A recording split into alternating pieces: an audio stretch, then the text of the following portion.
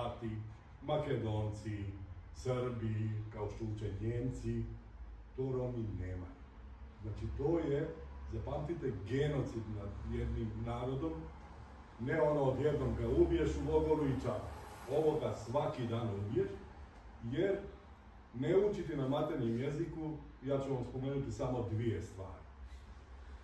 Ne učiti na svom maternjem jeziku je onaj procenat koji mi danas imamo u Europi. Samo 44% Roma završava osnovno obrazovanje. Samo 24% žena završava osnovno obrazovanje.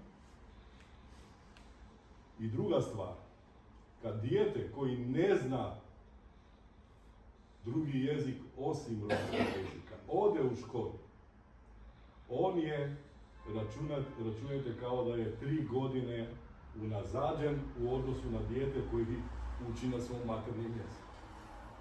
I šta se dešava?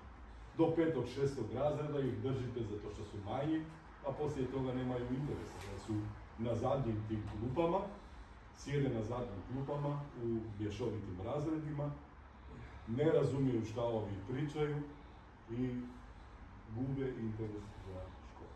Znači, i to je fakat koji do sad nismo spominjali ovdje, zato što smo od 2009.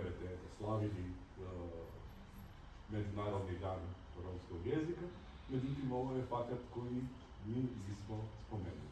Čak i u Makedoniji u kojoj ima možda 150.000 Roma, i danas, i pored toga što sam godinama govorio da maternji jezik može puno toga, učenje na maternjem jeziku može puno toga napraviti, nitko me nije htio razumjeti, kao da sam govorio u